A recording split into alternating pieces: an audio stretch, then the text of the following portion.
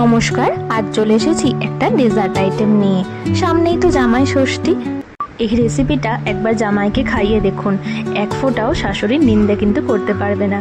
তো চলুন শুরু করা যাক। ছানার পায়েস কিভাবে করবেন, থাকবে কিছু টিপস অ্যান্ড ট্রিক। আমি টোটাল দুটো 500 ml দুধের প্যাকেট নিয়েছি। তার মধ্যে একটা 500 ml আমি প্রথমে ফুটিয়ে নিয়েছি ছানা কাটানোর জন্য। আপনারা ছানা কাটানোর জন্য যে যেটাই ব্যবহার করুন না কেন, লেবুর রস বা ভিনেগার জল দিয়ে একটু পাতলা করে নেবেন। এরপরে একটু একটু করে দিতে থাকবেন এবং ভালো করে দুধটা এইভাবে নাড়াচাড়া করবেন। একসঙ্গে পুরোটা ঢেলে দেবেন না। দেখুন এইভাবে 1 চামচ 2 চামচ করে দেবেন আর নাড়তে থাকবেন। একটা সময় দেখবেন পুরোপুরি ছানাটা কেটে গেছে। এর ফলে ছানাটা খুব নরম থাকে, এর শক্ত শক্ত ভাবটা সেটা থাকে না। এরপরে একটা কাপড় নিয়ে ছানাটা ঢেলে নিলাম।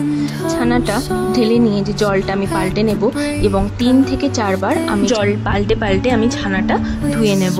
এর ফলে ছানার যে জলটা যখন আমি দুধে ফোটাবো, ওই ছানার জলটা যাতে বাকি দুধটা কেটে না দেয়, তার জন্য আমি এই ছানাটা বারবার ধুয়ে নিতে হবে। এরপরে এরকম শক্ত একটা ভারী কিছু দিয়ে আমি 15 থেকে 20 মিনিট মতো রেখে দিয়েছিলাম। এরপরে ঘি দিয়ে দিচ্ছি জল ঝরানো ছানাটা আর দিয়ে দেবো কিছু ড্রাই ফ্রুটস। ছানাটা কিন্তু একদমই ভাজা ভাজা করবেন না, শুধুমাত্র এক্সট্রা যে জলটা আছে সেটা বের করার জন্য। এই যে দেখুন ছানাটা কিন্তু একদমই ভাজা ভাজা হয়নি, শুধুমাত্র জলটা বেরিয়ে গেছে।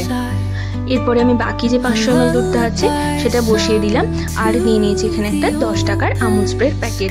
এটাও আমি একটু গরম জলে গুলে নিয়ে দিয়ে দিয়েছি দুধটার মধ্যে। দুধটা কিছুটা ফুটে আসার পরে আমি দিয়ে দিচ্ছি ছানাটা।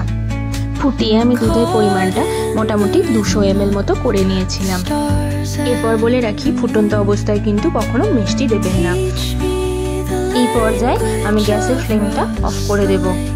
এরপরে আমি দেব চিনি। চিনি যাদের পরিমাণের আন্দাজ নেই তাদের বলে রাখি, মোটামুটি 5 টিস্পুন মতো চিনি দেবেন। আর যদি কেউ মিষ্টি বেশি খায়, বেশিও দিতে পারেন।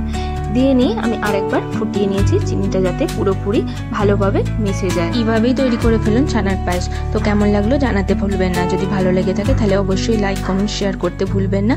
আর যারা এখনো পর্যন্ত চ্যানেলটা সাবস্ক্রাইব করেনি, প্লিজ সাবস্ক্রাইব করে দেওয়ার অনুরোধ রইল। দেখা হচ্ছে পরে।